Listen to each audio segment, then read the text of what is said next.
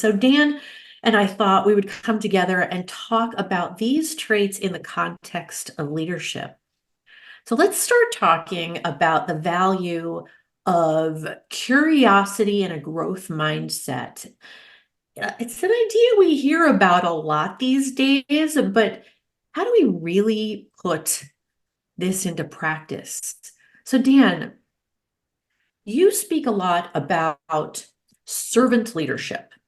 Now, that's an interesting term, servant leadership. I mean, I think it sometimes repels some people, this idea of servanthood.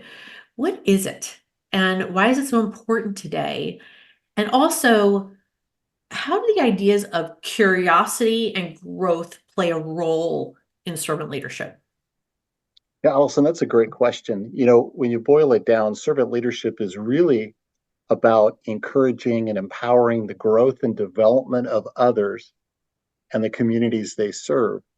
And when you think about personal and professional growth that you're supporting as a leader, you really can't do that as effectively as possible if you don't have a natural curiosity and you're not actively seeking to understand what the aspirations are of those team members that you're supporting the growth and development for.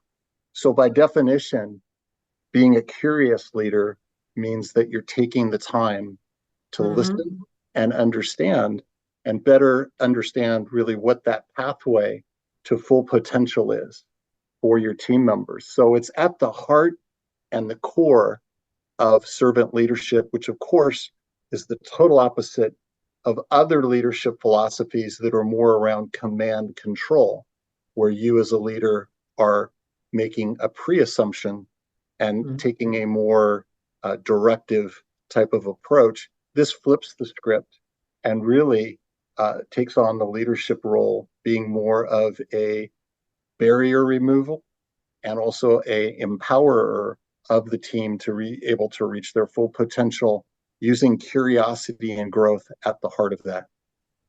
It's one of the things that I find myself saying a lot these days is holding people up to their highest possibility instead of holding them down to really their lowest. And by seeking out,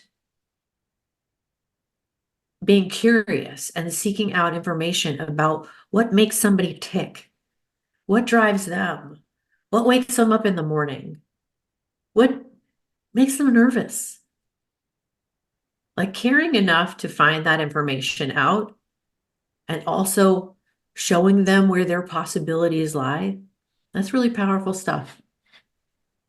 Yeah. And I think just the simple act of asking a few relevant questions that actively show someone else that you care and you are genuinely interested in better understanding them. It's amazing, isn't it? The power of the question and then the listening and then Mhm. and then the commitment to action together that reflects that learning that comes through the question and the answer.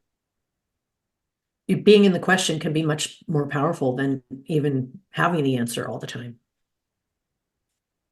Absolutely. And so it's just this ultimate gift that we as leaders can give any organization that we're in, which is being able to motivate, inspire, and really elevate the performance of teams and individuals to their full potential. I can't think of anything greater that you can offer as a leader back to your organization than that, Makes people want to be there.